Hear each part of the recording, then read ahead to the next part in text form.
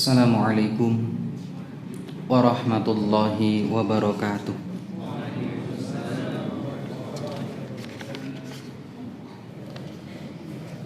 Innal hamdalillah nahmaduhu wa nasta'inuhu wa nastaghfiruh wa na'udzu billahi min syururi anfusina wa min sayyiati a'malina. Man yahdihillahu fala mudhillalah wa man yudlil fala hadiyalah. Asyhadu an la ilaha illallah wahdahu la syarikalah wa asyhadu anna Muhammadan abduhu wa rasuluh. Allahumma salli wa sallim wa zid wa an'im ala habibina Muhammadin wa ala alihi wa sahbihi wa man tabi'ahum bi ihsanin ila yaumiddin, amma ba'du. Ma'asyiral muslimin, muslimat, ibu-ibu, bapak-bapak dan saudara-saudaraku yang berbahagia. Alhamdulillah, segala puja dan puji hanya milik Allah, karena pada malam hari ini, khususnya di bulan yang mulia, bulan Suro, nek terus yang Jawa, atau dalam kalender Hijriah disebut Muharram. Mana yang lebih familiar? Agustus. Masya Allah. Ya. Kita di bulan yang mulia, di bulan yang sangat luar biasa, baik penanggalan Hijriyah atau penanggalan Masehi. Kalau di bulan Hijriyah nek koyok-koyoke enggak ono resepsi. Kalau di penanggalan Masehi kok koyok-koyoke bakal akeh kegiatan. Leres banget. Kalau di bulan Hijriyah oleh undangan para jenengan. Oh, pray. Kalau undangan kegiatan dapat tanggal 1 kemarin, masya Allah, semua ricik-ricik. Kok koyo dino liya gak ricik-ricik gitu. Karena kebetulan tanggal 1 Agustus itu kalau nggak salah kita lihat, masya Allah, kabeh ricik-ricik. Artinya mereka akan menyambut bulan atau momen yang dinanti. Kemudian ma'asyiral muslimin yang dimuliakan oleh Allah, sekali lagi kita masuk bulan yang mulia, maka perbanyak untuk mengerjakan amal soleh, kuatkan akidah kita, baik diri kita, keluarga kita khususnya. Nek pengen mantu yondang mantu, nek pengen mantu yondang mantu. Mumpung ini ki wong sepi, biasanya buahnya tambah oke ning desa. Ya. Bapak Ibu yang dimuliakan oleh Allah Subhanahu wa taala. Dan alhamdulillah setelah beberapa kali pertemuan, 2 nih kalau nggak salah. 2, kita nggak kajian berapa kali? Masya Allah. Pertama karena imbongnya ditutup, aku nggak iso balik. Timbang aku muter ado libur. Kemudian kemarin qadarullah harus istirahat karena kondisi kurang fit lah. Alhamdulillah hari ini perdana kajian ke Malang Kota, dan ini pembukaannya ya. Mudah-mudahan Allah memberikan kesehatan kepada kita semua sehingga di bulan yang mulia ini kita bisa gas untuk beribadah. Dan kami ingatkan khususnya besok ya, monggo untuk berpuasa, Seninnya juga berpuasa. Mudah-mudahan Allah Subhanahu wa taala memudahkan kita semua di dalam melaksanakan ibadah. Fa insyaallah pada pertemuan hari ini kita akan masuk pada poin atau bab 2, mungkin ada yang kita lewati. Kita masuk bab 2 tentang birrul walidain, tentang adab berbakti kepada kedua orang tua. Birrul walidaini. Ma'asyiral muslimin yang dimuliakan oleh Allah, ini bab yang sangat penting, bab yang sangat luar biasa berharga. Ibarat dua sayap. Sayap pertama itu adalah untuk mentauhidkan Allah, taat dan tunduk pada perintah Allah. Sayap yang kedua hendaknya manusia taat dan patuh kepada orang tua. Dua hal yang sangat luar biasa penting. Ma'asyiral muslimin yang dimuliakan oleh Allah Subhanahu wa taala. Allah Subhanahu wa taala mengingatkan kita, wa qadha rabbuka alla ta'budu illa iyyahu wa bil walidaini ihsana. Dan Rabbmu memerintahkan supaya kamu jangan menyembah kecuali hanya menyembah kepada Allah, mentauhidkan Allah, meminta hanya kepada Allah. Karena saat ini umat ini sedang krisis akidah, di mana banyak kesyirikan, di mana manusia banyak meminta-minta kepada selain Allah. Tugas kita masih berat, ya, tugas kita masih banyak. Di sekeliling kita masih banyak orang-orang yang meminta kepada selain Allah, baik itu penglaris dan lain sebagainya. Baik dia menyembah kepada Allah kemudian menyembah kepada selain Allah, atau bahkan tidak menyembah kepada Allah sama sekali. Bukti dari hal ini adalah masih maraknya, ya, dukun-dukun dan para tidak normal yang berkeliaran, baik di dunia nyata atau di dunia gaib. Ya, kalau di dunia gaib banyak pemasaran iklan yang masih rame, penontonnya juga oke. Bener? Bener nggak ini? Kula burjare ini termasuk yang lagi trending, ya. Artinya apa? Ma'asyiral muslimin yang dimuliakan Allah, ingatkan keluarga kita. Allah memerintahkan supaya kita tidaklah hanya menyembah, atau tidaklah kita ini diciptakan oleh Allah di atas muka bumi ini kecuali agar beribadah dan menyembah kepada Allah. Ingatkan keluarga kita, ingatkan karib kerabat kita, ingatkan rekan-rekan dan teman kita. Jangan pernah bosan untuk mengingatkan masalah ini. Alla ta'budu illa iyyah. Ingatkan terus, ingatkan terus. Karena ingat, iman manusia itu yazidu wa yanqus, senantiasa naik turun. Yang sekarang mungkin tidak meminta-minta kepada selain Allah mungkin saat ini, tapi belum tentu besok, lusa dan yang akan datang. Bisa jadi sekarang aktif ke masjid, 5 waktu ke masjid, menentang kesyirikan, nggak menjamin 1 bulan lagi seperti apa. Siapa yang mengerti kondisi dirinya? Maka disinilah pentingnya untuk saling mengingatkan. Sahabat-sahabat dahulu ketika bertemu saling mengingatkan untuk menambah keimanan mereka. Kita sekarang bertemu kan ya jarang kan mengingatkan, ya. Bahkan kalau masalah mengingatkan itu kadang-kadang nek diingatkanku apa aku salah kok dilingno, kan gitu. Mengingatkanku bukan masalah salah atau tidak, memang ini tugas kita. Karena sahabat dulu kalau ketemu saling mengingatkan bagaimana kondisi imannya. Ini hendaknya kita lakukan terus menerus, ya. Jangan musiman, ya. Terus tiap ketemu ingatkan, nggak masalah. Itu adalah wujud cinta kita kepada saudara kita, keluarga kita.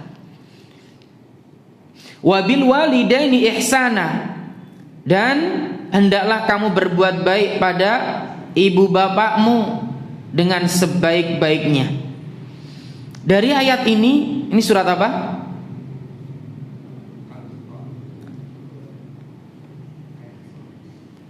Al-Isra ayat 23. Jadi dalam ayat ini ditegaskan dengan tegas Hendaknya kalian berbuat baik kepada ibu bapakmu dengan sebaik-baiknya. Berbaktilah dengan sebaik-baiknya. Berlemah lembutlah dengan selembut-lembutnya. Ya. Ini yang diperintahkan. Imma yablughanna 'indakal kibaru ahaduhuma aw kilahuma fala taqul lahumā uffi wa la tanharhumā wa qul lahumā qawlan karimah. Khususnya kepada orang tua yang sudah sepuh. Orang tua yang sudah sepuh itu perasa. Ya. Orang tua kita yang sudah sepuh itu perasa. Gampang apa bahasanya? Nah, tersinggung. Ya, gampang sekali tersinggung. Gampang lupa. Niat kita baik tapi mungkin ditangkap kurang baik. Karena kondisi ingatan menurun dan lain sebagainya. Disinilah lihat Allah menekankan untuk kita semua, imma yablughanna 'indakal kibara ahaduhuma aw kilahuma fala taqul lahumā uffin. Di sini kesabaran kita kudu luwih kandel. Ya, di sini kesabaran kita harus lebih kuat. Betapa banyak orang yang gak kuat ketika mengasuh orang tua. Makanya kalau kata orang Jawa sering kita sebutkan, orang tua itu wong tua loro iku iso ngrumat anak 10 kabeh dadi wong. Bahkan orang tua satu tetep mbuh piye carane nek jare wong Jawa nyungsang jungkir dilakoni kabeh dadi wong. Dirumat dengan baik. Tapi belum tentu anak 10 bisa merawat orang tua 2 ataupun bahkan 1. Belum tentu. Ya. Mbah alasane. Betapa banyak panti jompo itu full. Ya ono isine kabeh. Apakah mereka tidak mempunyai anak? Punya. Di Turen ada, di Malang ada. Ono isine, coba sekali-kali dilihat. Bukan mereka nggak punya anak, punya. Maka disinilah mumpung iki masih tahun ajaran baru kalau di sekolah ya. Carikan sekolah yang terbaik untuk anak, bukan yang mahal, tapi yang mengajarkan anak-anak kita menjadi anak yang soleh dan solihah. Tujuan belajar agama itu untuk menjadi orang yang soleh dan solihah. Jangan salah niat, tadi kami sampaikan di tempat yang lain. Tujuan menyekolahkan anak, masukkan ke pesantren agar anak ini menjadi anak yang soleh, solihah. Ya. Kadang kan wong tua niate wis salah. Kadang sebagian orang tak lebokno pesantren ben dadi ustaz. Ya. Saat ini gelar ustaz, Gus iku murah gitu loh. Ya, kalau Gus zaman biyen iku anake yai. Wes saiki sembarang wis diceluk. Contohnya Gus yang viral, Gus siapa? Ya, ini buktinya murah gelar ini. Kalau dulu Gus itu anaknya Pak Yai, sekarang tidak. Ustadz juga murah. Ya, yang dulunya joget-joget pindah ngisi kajian, wis ditulis Ustadz itu. Ya. Maka luruskan niat. Tujuan kita memasukkan anak kita ke pesantren, mengaji dan lain sebagainya, satu, agar kita menjadi hamba-hamba yang taat kepada Allah, agar kita tunduk dan patuh kepada Allah, anak-anak kita tunduk dan patuh kepada Allah. Ini saja. Jadi apa itu urusan nanti ya, mau kerja apa itu terserah nanti. Yang penting mereka taat dan tunduk kepada Allah, mereka mentauhidkan Allah, mereka taat dan patuh pada orang tua. Ini yang lebih utama ya. Ma'asyiral muslimin yang dimuliakan oleh Allah Subhanahu wa taala. Jadi sekali lagi pada ayat ini tegas Allah mengingatkan kita bahwasanya di antara kewajiban kita, ya, Allah menekankan hendaknya kita patuh pada orang tua kita. Ya, dan mentaati orang tua adalah suatu kewajiban. Dan ma'asyiral muslimin yang dimuliakan oleh Allah, kita lihat poin yang pertama. Di antara hak orang tua ketika masih hidup adalah kita mentaati mereka selama tidak mendurhakai Allah Subhanahu wa taala. Ini kewajiban. Ya. Khususnya para laki-laki. Kewajiban kita adalah patuh kepada orang tua, baru kepada istri dulu apa orang tua? Untuk laki-laki, orang tua. Tapi betapa banyak kita perhatikan anak laki-laki setelah menikah lupa pada orang tua. Setelah menikah berkurang intensitas hubungannya dengan orang tua. Jangan sampai, ya, jangan sampai sekali lagi.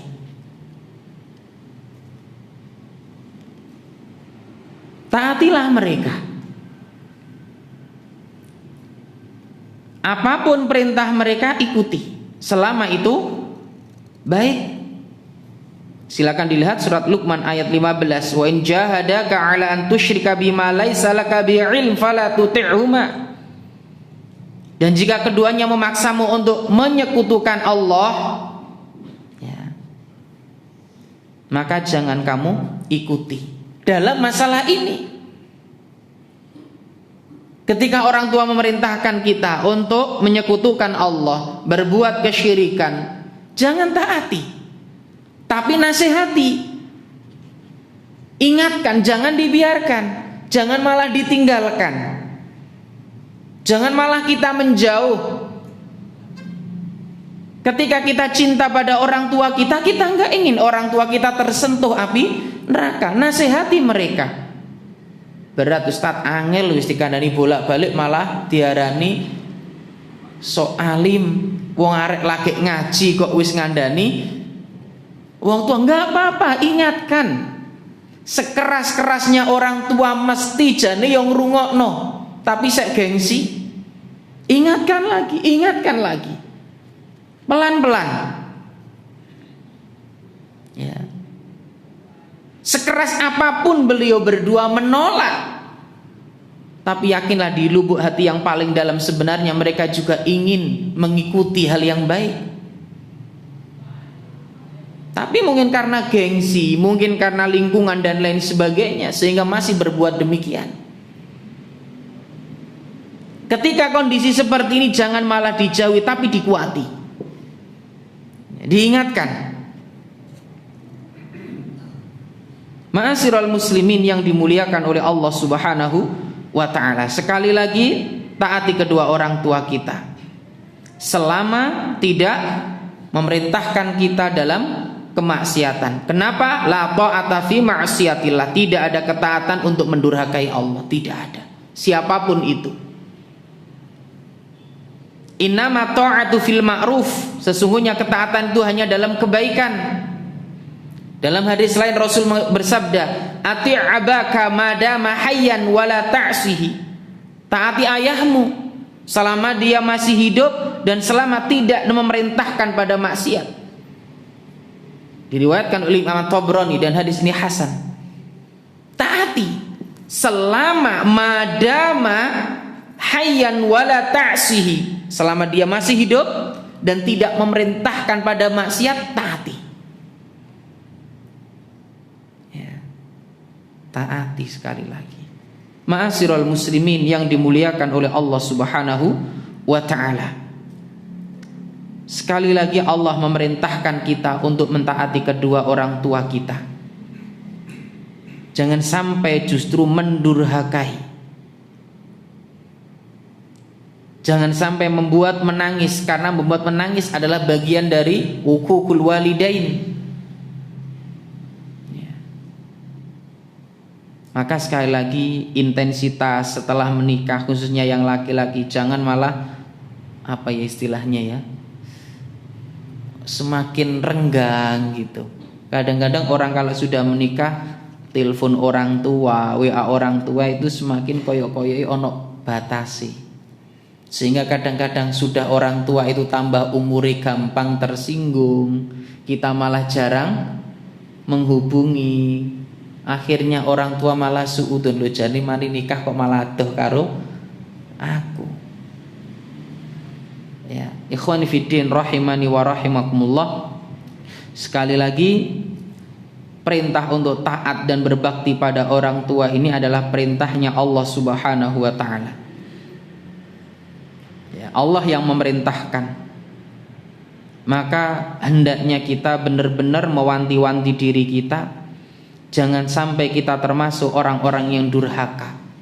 Sekali lagi tadi kita katakan dalam banyak firman-firman Allah, Allah menggabungkan antara ketaatan kepada Allah dan ketaatan kepada orang tua. Dosa kesyirikan dan dosa durhaka pada orang tua. Artinya ini perkara yang besar. Tapi banyak anak yang tidak sadar dalam masalah ini. Ini adalah dosa besar ma'asyiral muslimin. Durhaka kepada orang tua membuat mereka menangis. Bukankah banyak dijelaskan dalam hadis-hadis baginda Rasulullah pun telah dikupas oleh para guru-guru kita. Ala unabbiukum bi akbaril kabair. Maka aku beritahukan kepada kalian tentang dosa-dosa besar dan bahkan yang paling besar. Apa itu? Al-isyraku billah wa uququl walidain. Syirik kepada Allah dan mendurhakai orang tua. Lihat apa yang disebutkan oleh baginda Rasulullah ini, dua yang saling berdampingan. Ayat yang sebelumnya kita sebutkan, wa qadha rabbuka alla ta'budu illa iyyahu wa bil walidain ihsana. Tauhidkanlah Allah, sembahlah Allah dan patuhi orang tua. Kemudian termasuk dosa besar al-isyraku billah wa uququl walidain. Dua yang terus berdampingan ini. Artinya apa ma'asyiral muslimin? Bahwasannya taat kepada orang tua adalah perkara yang besar, durhaka pada orang tua adalah dosa besar. Dan masalah ini bukan hanya untuk anak-anak, bahkan kita juga yang masih ibaratnya sing wis sepuh, ingat orang tua kita yang sudah meninggal juga ada hak yang harus kita tunaikan. Ya. Ma'asyiral muslimin yang dimuliakan oleh Allah Subhanahu wa taala. Ingat urusan jihad itu sahabat Nabi saja suruh izin dulu ke orang tua. Urusan jihad ini. Urusan jihad, ahayyun walidaka, kata Nabi, apakah orang tua masih hidup? Qala na'am. Qala fa fihi ma fajahid. Datangilah keduanya dan berjihadlah dengan cara berbakti kepada orang tua. Artinya apa? Berbakti pada orang tua juga bagian dari hal tersebut.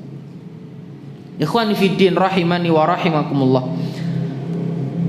Banyak ayat dan hadis kalau kita kupas mungkin nggak akan selesai terkait masalah ini.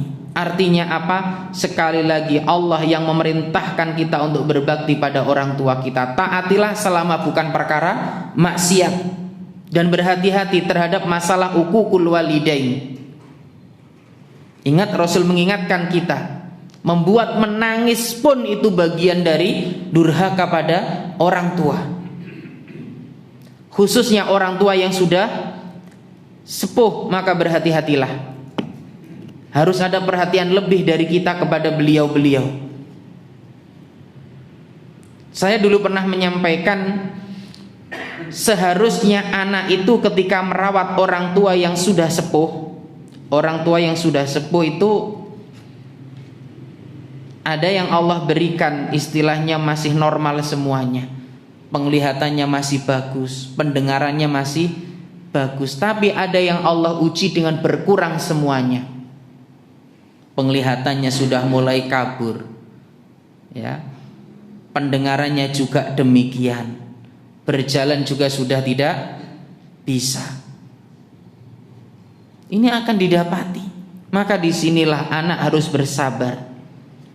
Ketika kondisi seperti ini, maka seorang anak hendaklah menaruh orang tuanya di mana? Di mana? Rumah bagian mana? Depan apa belakang? Yakin ada depan? Gak ganggu tamu. Yakin ada depan, gak sungkan. Biasanya ditaruh belakang. Benar? Kamar yang paling belakang, tempat yang paling belakang. Artinya iki wis disisihne. Padahal ketika kita masih bayi nggak iso apa-apa, kita ditaruh tempat yang paling depan. Kenapa? Ben cepet, ben mudah dalam mengawasi. Ya. Tapi anehnya ketika orang tua kita sudah sepuh nggak iso apa-apa, kok koyo-koyo ruang paling belakang itu ruang yang cocok. Lampune kedip-kedip. Ya. Nggone wis nggak patek pena.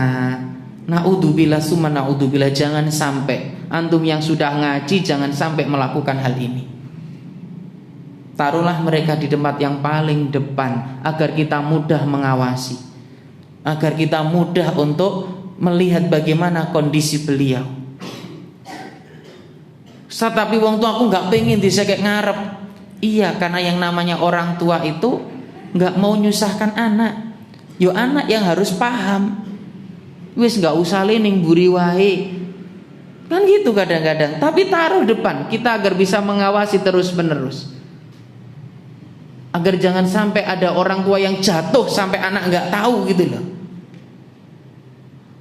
Kenapa bisa sampai jatuh? Kurang pengawasan. Ya.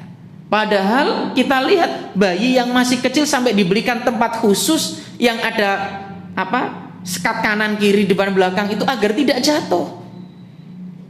Dibuatkan semua yang terbaik agar sampai jangan sakit, agar jangan sampai digigit nyamuk. Bener tidak ini? Tapi ketika orang tua sudah sepuh kok koyo digelonggon sakadane. Naudzubillah. Ya, ini menjadi bahan muhasabah bagi kita semuanya. Menjadi bahan renungan bagi kita. Sejauh mana birrul walidain, ketaatan kita kepada orang tua kita, sejauh mana kasih sayang kita kepada orang tua kita, perhatian kita kepada orang tua kita. Bukankah ayat tentang ini sering disampaikan, sering kita baca? Tapi bagaimana sikap kita? Makanya sering kami ingatkan, jangan sampai ketika orang tua sudah sepuh terlepas dari pengawasan kita.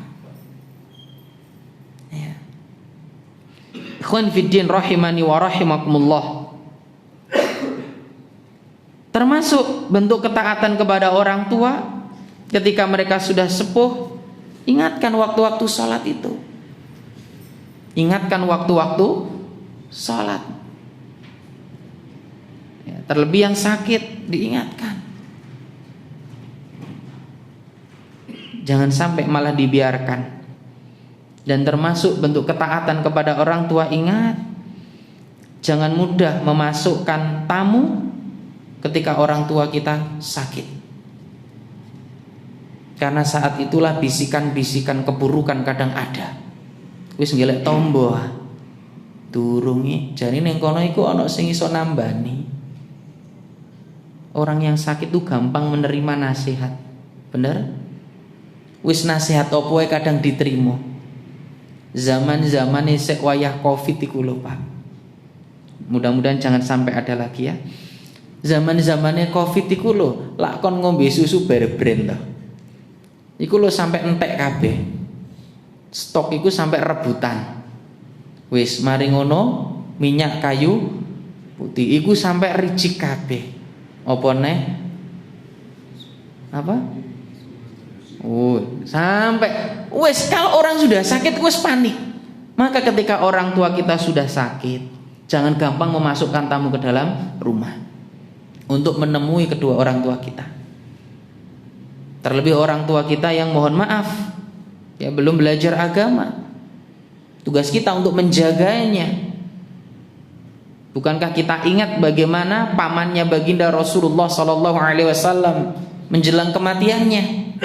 Di sana ada Rasulullah dan ada siapa? Rasulullah mengingatkan kebaikan, ya ammi qul la ilaha. Yang lain mengingatkan apa? Ya peninggalno agamane sing dirungokno kanca kental.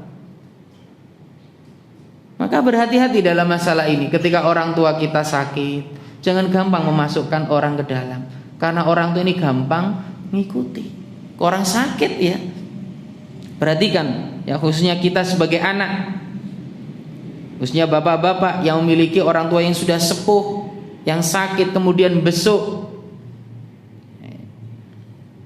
Bahkan naudzubillah, gelek tomborono lho, gelek omben-omben rono lho. Paham omben-omben ya?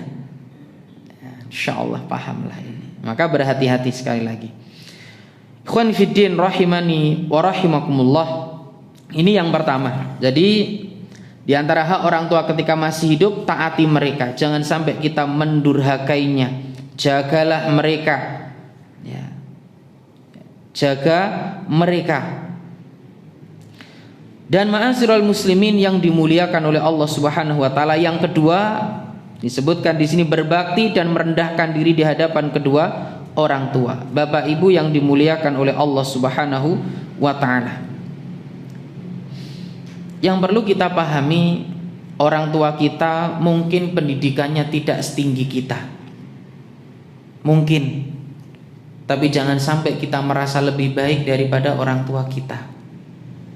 Jangan sampai satu nasihat dari orang tua kita bantah dengan beberapa argumen kita. Merendahlah di hadapan keduanya. Terkadang mohon maaf, pendidikan yang tinggi itu menjadikan kita merasa orang tua kita nggak ngerti apa-apa. Tidak semua nasihat orang tua kita, ya istilahnya, memang terkadang-kadang ketika beliau belum belajar agama, kadang nasihati orang masuk akal, isek berbau-bau. Tapi bukan berarti kita harus mengangkat suara kita. Masih banyak cara yang bisa kita lakukan untuk meluruskan beliau berdua. Ingat sekali lagi, yang diperintahkan adalah wa wassaynal insana biwalidayhi ihsana. Berbuat baik dengan sebaik-baiknya. Merendahkan diri kita di hadapan kedua orang tua kita. Jangan sampai pendidikan kita yang sudah lama ngaji dan lain sebagainya itu menjadikan merasa orang tua kita itu wis wong tuaku gak ngerti popo iki. Jangan. Ikhwani fiddin rahimani wa rahimakumullah, sungguh di balik gelar kita yang tinggi, yang berjejer-jejer, ada yang sarjana dan lain sebagainya, ada orang tua kita yang beliau merelakan dirinya tidak merasakan kebahagiaan, yang penting anaknya bahagia. Maka berusahalah wong tua iku nek dipek atine iku gampang nasihati. Leres mboten? Wong tua sing dipek atine iku gampang kita meluruskan. Gampang sekali. Makanya ada istilah, tidak semua nasihat itu dengan kata-kata. Ada kalanya dengan sikap kita. Artinya merendahkan diri kita di hadapan kedua orang tua kita. Karena sejatinya esensi dari apa yang sudah kita pelajari adalah sikap kita kepada kedua orang tua kita. Wong tua iku ndelok unggah-ungguh kita, sikap kita, perbuatan kita. Tambah ngaji ku tambah, apakah kita tambah membanggakan diri kita, ataukah justru kita memuliakan kedua orang tua kita? Nek jare wong Jawa iso nguwongni wong tuwa. Ya, memuliakan kedua orang tua kita dengan apa? Sikap kita itu. Ya, terkadang mohon maaf ya, Ikhwan fiddin rahimani wa rahimakumullah, terkadang kita yang sudah ngaji ini masih sering angkat suara. Suara kita lebih keras daripada suara orang tua kita. Kadang justru orang tua yang merendahkan suaranya karena nggak mau rame dengan anaknya. Pernah ada hal demikian? Ada. Bukan orang tua nggak bisa bersuara keras, bisa, tapi dia nggak mau rame, dia merendahkan suaranya, merendahkan sikapnya. Ini kebalik sebenarnya. Betapa banyak kita jumpai orang tua itu sekali lagi benar-benar beliau merendahkan suaranya, ngalah. Kenapa nggak mau rame? Nggak mau sedih, jane ya wes sedih gitu loh. Ma'asyiral muslimin yang dimuliakan oleh Allah Subhanahu wa taala. Ya, kita lihat juga ya, dalam surat Al-Isra 23 sampai 24 di sana disebutkan ya. Tadi kita juga sudah membacanya. Ma'asyiral muslimin yang dimuliakan oleh Allah, dan dalam hadis Rasulullah mengingatkan kita, raghima anfu thumma raghima anfu thumma raghima anfu, sungguh rugi, sungguh merugi dan sungguh merugi. Siapa mereka? Orang yang mendapatkan kedua orang tuanya yang sudah tua renta atau salah seorang dari mereka, kemudian hal itu tidak dapat memasukkan dia ke dalam surga. Orang tua itu kata Nabi surga yang paling, pintu surga yang paling tengah. Kenapa pintu surga paling tengah? Apa kata para ulama? Pintu surga yang paling mudah untuk dimasuki. Itu pintu surga paling tengah, gak angel. Itu orang tua. Pintu surga yang paling tengah itu orang tua. Paling mudah, apalagi keduanya sudah sepuh. Ini ladang pahala bagi kita semuanya. Mampu nggak kita memanfaatkan ladang ini? Betapa banyak orang yang mencari surga keluar rumah, padahal di dalam rumahnya itu adalah pintu surga tengah. Ya. Mereka keluar mencari pintu surga yang lain, padahal di dalam rumahnya ada pintu surga tengah itu. Tapi disia-siakan. Betapa banyak seorang anak yang mohon maaf, Pak Bu, wong tua iku nek cerita lak kadang dibolan-balen itu. Leres mboten? Jadi ya wis tau diceritakne, sudah pernah diceritakan, next time lain waktu lak cerita maneh. Bener? Jadi ya wis tau diceritakno, mbene lak diceritakno maneh. Bener? Bahkan lagi cerita sesuk lo kadang wis diceritakne maneh. Bener? Seberapa kuat kita atau seberapa sikap kita dalam menerima cerita yang berkali-kali? Senyumkah, merespon dengan bahagia, atau datar-datar saja? Wis tau iki lho, wis tau diceritakno. Kita itu kadang mohon maaf kurang antusias mendengarkan cerita orang tua kita, tapi begitu seneng nek ngumpul dengar cerita konco.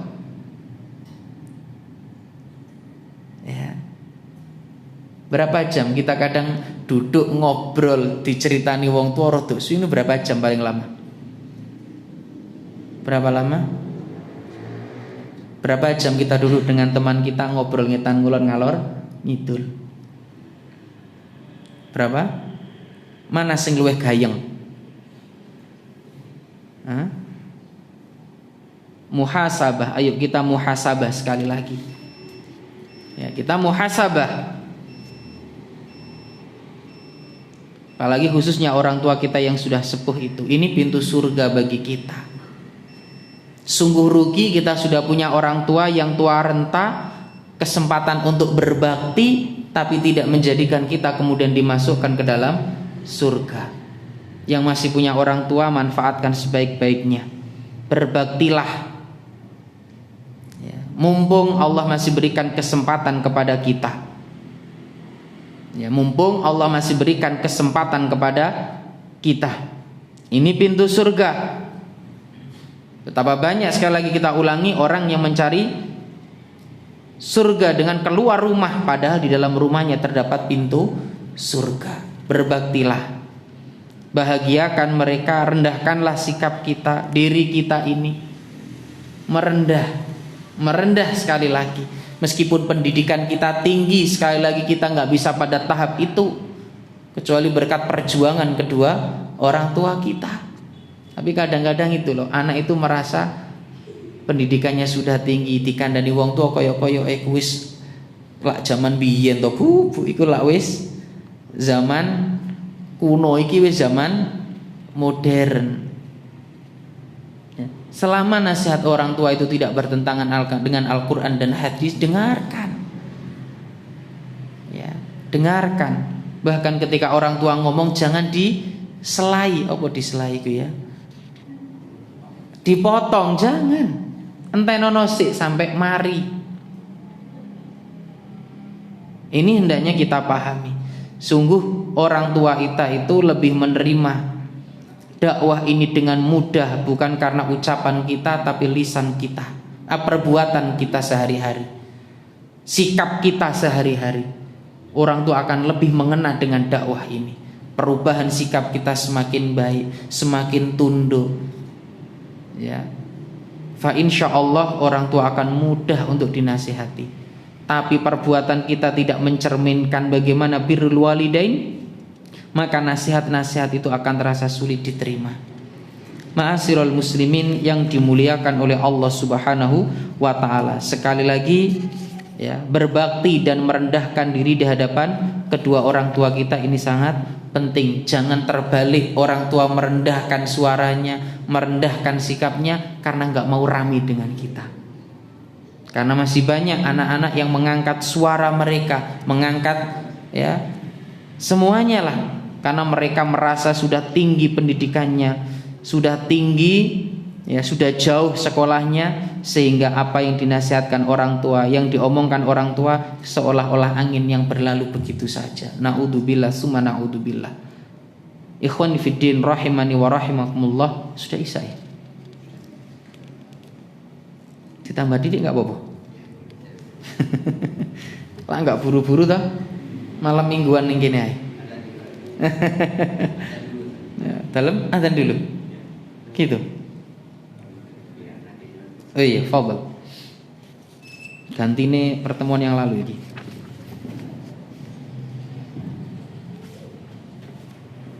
Allahu akbar, Allahu akbar.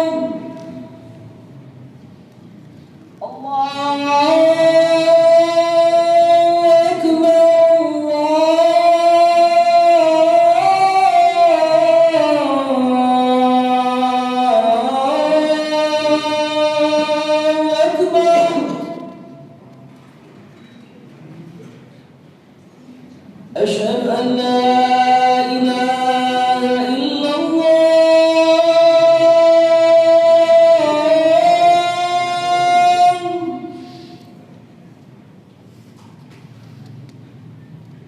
أشهد أن لا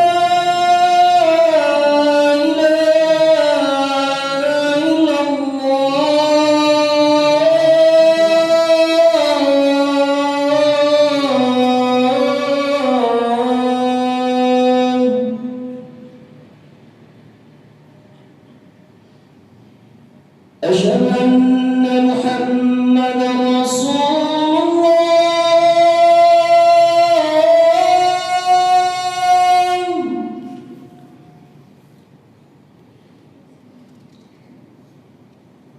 أشهد أن محمدا رسول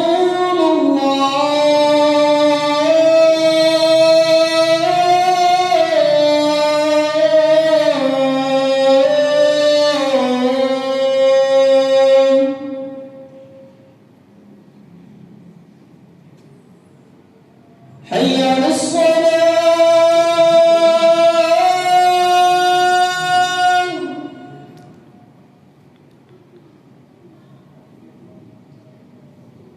حي على الصلاة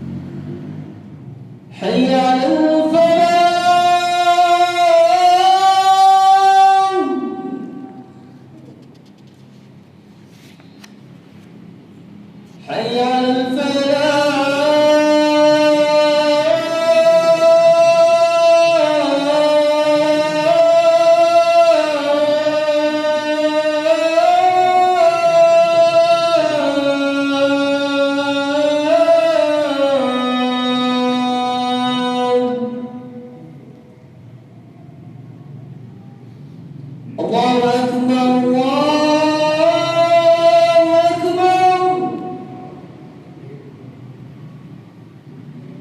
La ilaha illallah.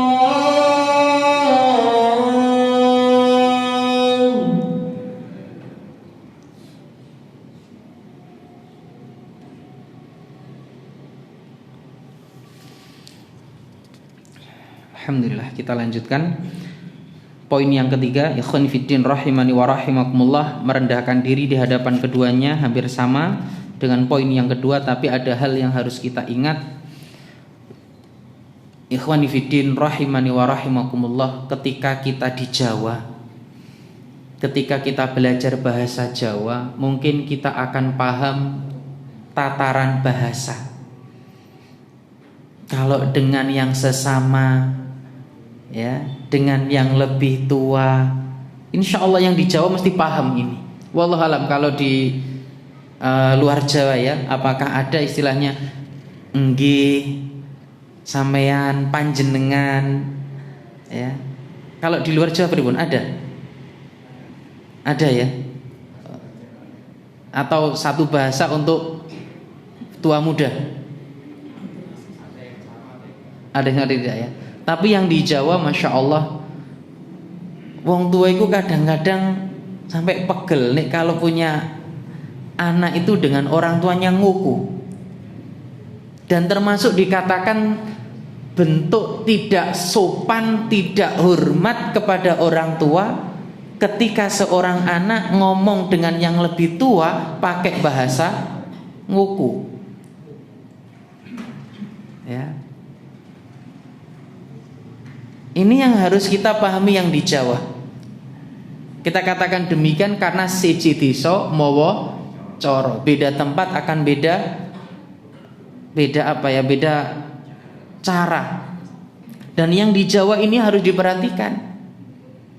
Termasuk bentuk merendahkan diri kita di hadapan kedua orang tua kita, berusahalah untuk menggunakan ya kalimat-kalimat yang bentuk penghormatan kepada orang tua.